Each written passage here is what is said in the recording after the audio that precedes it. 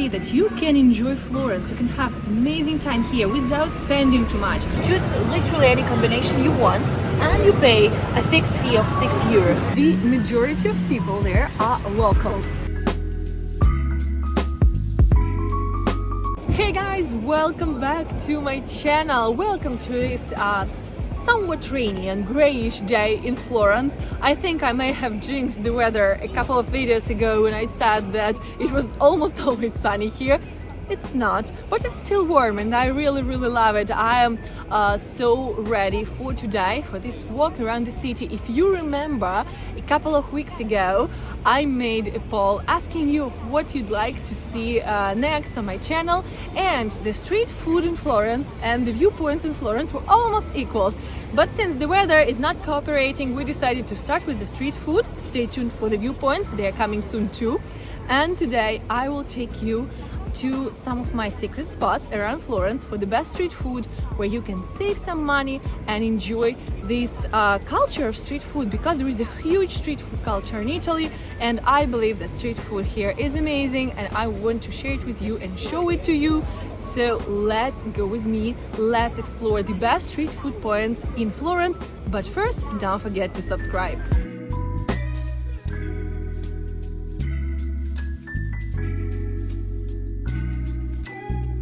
Street food is such a huge part of the city life pretty much anywhere, because it lets you to save money and time, and you know, both locals and tourists love it for the very same reason.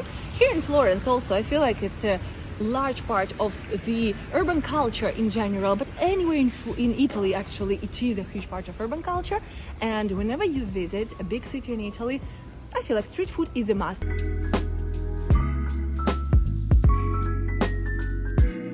Lampredotto, which is the most famous street food in Florence, the staple of the local street food, actually traces its origin, with its name at least, to the fish. And I know, guys, if you've ever tried lampredotto, you might be confused, because lampredotto is made of the beef stomach.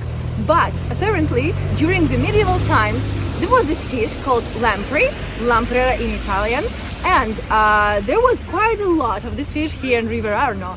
And also, just a curious fact that has nothing to do with Italy or Florence, the king Henry I allegedly died from food poisoning from lamprey, but the locals, the nobles in Florence, loved to eat lamprey, while the poor population could not afford this fish.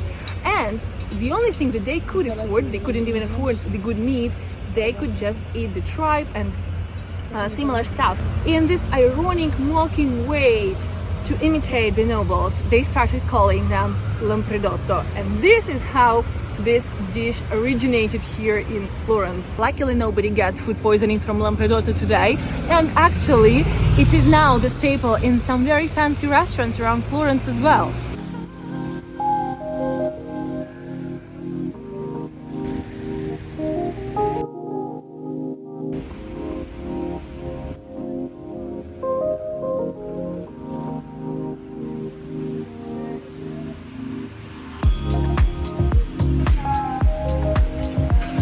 Many stalls like this one that sell you lampredotto right away, right on the street.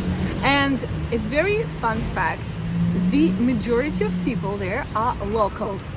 Partly, of course, because we are in San Frediano area, which is a less touristy area, but also even if you go to one of the stalls in the city center, you will see that so many locals go there. It's just such a typical thing to eat.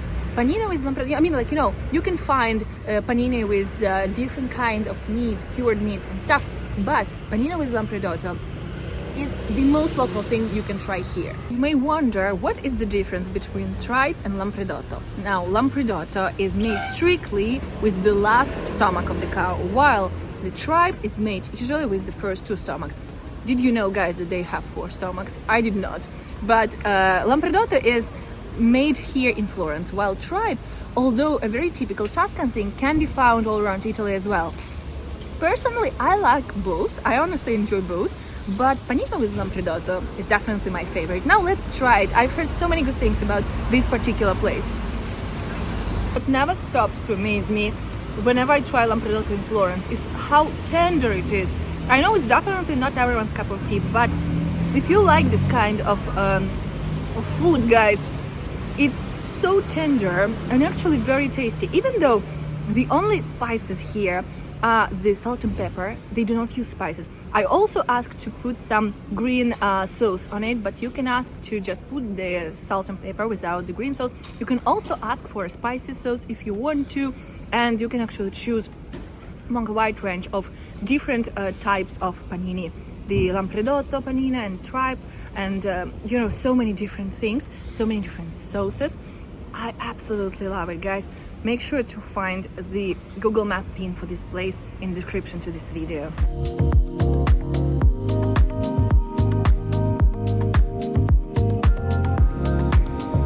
Best thing about street food, in my opinion, is that you can eat it on the go. When you're rushing around, when you don't really have time, you can have a panino and eat it while you walk from one point to another. No street food tour, guys, is ever complete without ice cream. And today I want to try one gelateria that you guys suggested to me in the comments. Let's go and see it.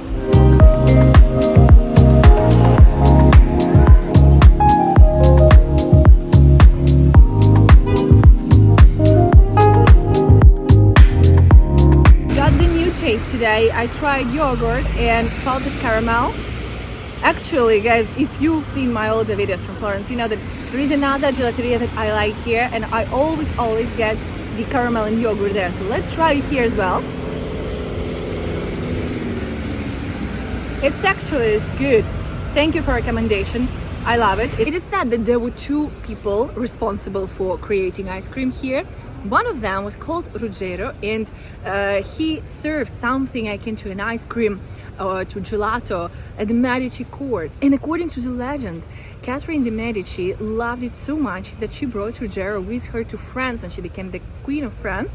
And from there, from her court in France, ice cream became popular in France as well. And then another legend quotes another person who once again lived at the Medici court and created something like sorbet, something like iced milk or something that has turned into gelato eventually. I don't know, guys, which legend is true, but I'm definitely enjoying it so much.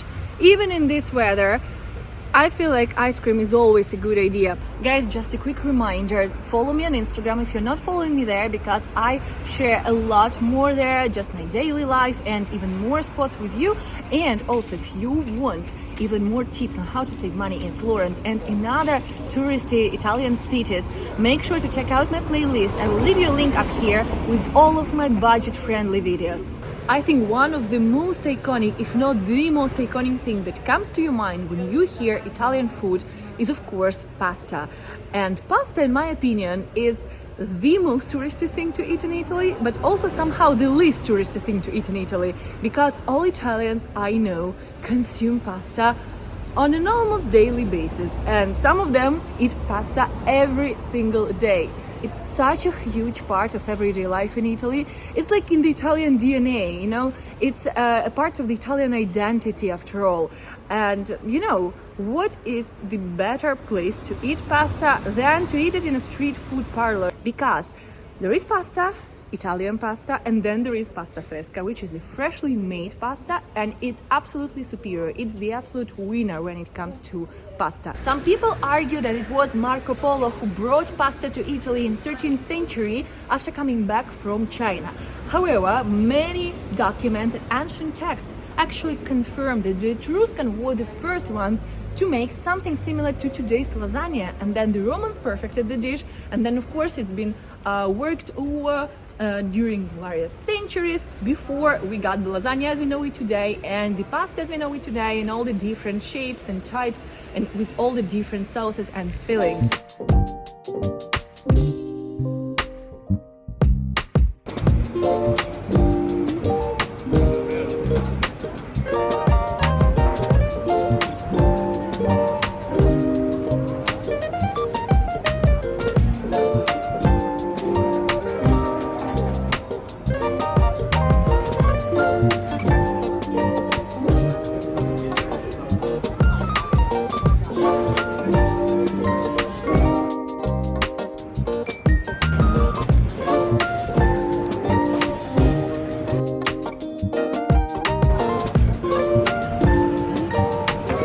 Once you get here, you get in the queue, you choose your pasta with the dressing, you choose literally any combination you want, and you pay a fixed fee of €6. So you get in the queue, you order, you take the number, and then you wait for your number to appear, so you get your order ready and your pasta is well cooked and everything is super tasty. A strange thing for me personally is that it's not that easy to find pasta fresca in Florence. Personally, I haven't found so many pasta parlors here around the city where you can just get pasta like this that will be already cooked. You can buy pasta here and then cook it at home, but as I said, there aren't as many places where you can get pasta just to eat on the go like this. So here in this place on the market is probably my favorite place to eat pasta like this, and it's definitely the best place to have your pasta. I got some tortellini with ragu, not original, I know, probably a part of me is missing Bologna a little bit. So yes, I'm having this for lunch today. And they are so incredibly good, guys.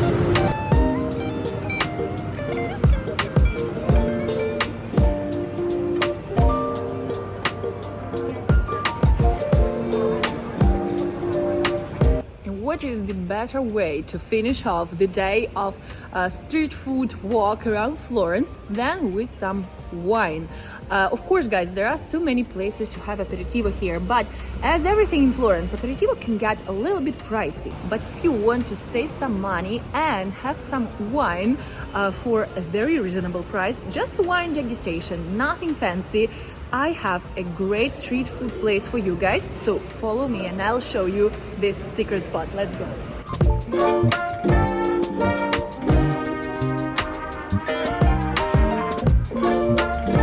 Funny how we are getting closer to the point and it smells like wine on this street.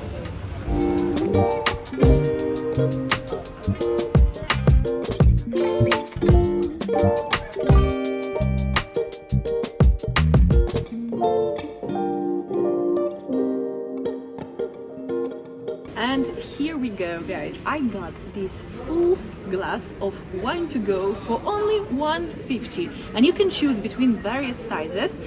So you can get this one, which is the smallest, €1.50. You can get bigger one for €3, and you can also get the spritz. The guy working there is lovely. He asks you questions about what kind of wine you want and what would you like to drink, whether you'd like to have red wine or white wine, and also the types of taste and stuff, and also even how strong you want your wine to be. I think it's lovely. And guys, I also think it's a great way to say bye for today. First of all, let's try the wine. Cheers. Now with this wonderful light that has just appeared as we are finishing shooting, I mean, guys, that's life, and life on the go and shooting on the go. I think, yeah, it's time to say bye. The wine is amazing. I highly recommend you this place. I recommend you to check it out together with all the other places, and I remind you that you will find all the Google Map pins down in the description box. Check them out and see that you can enjoy Florence. You can have amazing time here without spending too much. You can enjoy just having street food and wine to go if you don't want to stay in a fancy place. Don't forget to subscribe, guys, and as always, like and comment this video. Tell me what did you like most from today, from this whole day actually in Florence, eating street food and exploring the street food scene. I think this one so far is my favorite today. I absolutely love this place, guys. And yes, thank you so much for being here. I will see you in the next video, and please enjoy your day.